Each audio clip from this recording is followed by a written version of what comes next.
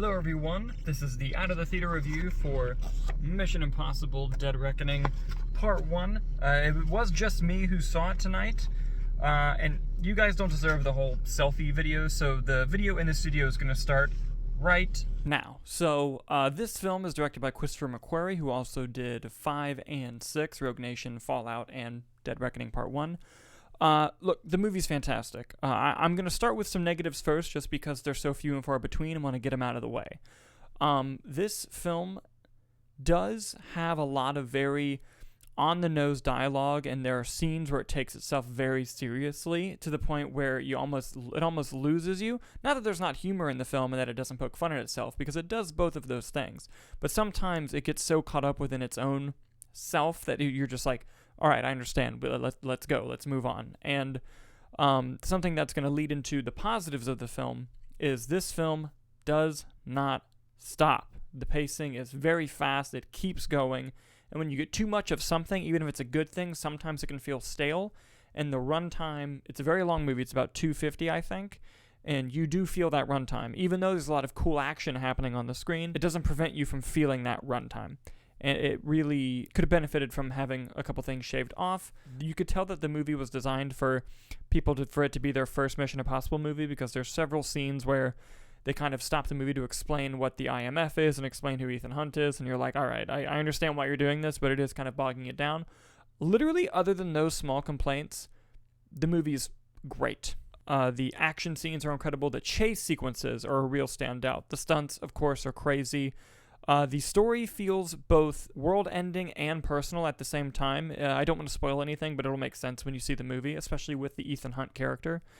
Newcomers are great. Hayley Atwell was fantastic. She was a standout in the movie. But the movie really does shine in the chase sequences. The hand-to-hand combat I actually thought was better in the previous film, Fallout, but that doesn't mean it's bad in this film. It certainly stands on its own here. The movie also brings back a lot of the classic Mission Impossible tropes that you're used to seeing, but does them in new and exciting ways. The score was very well done. There's not a whole lot of CGI in the movie, but the CGI that there is, it looks really well done. And something that the Mission Impossible films always do a great job with is just that general feeling of excitement and suspense, and you feel it practically throughout the entire runtime. The setup and payoff and the way that the scenes are crafted by Christopher McQuarrie are a perfect match. And I believe I could be wrong about this, correct me in the comments, I believe this was the first Mission Impossible movie to be shot on digital.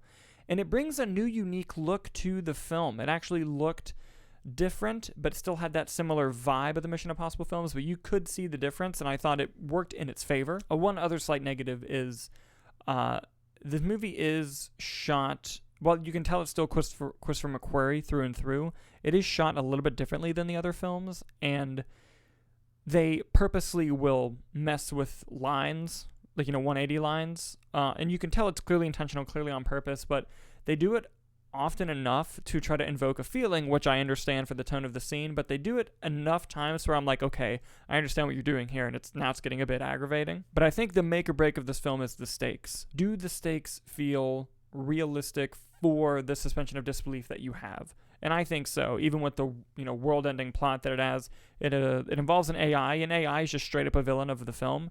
And the way that it incorporates it throughout the movie, especially in the film's opening sequence on a submarine, which you'll see, it really sets up how dangerous this antagonist is and how important it is to obtain it.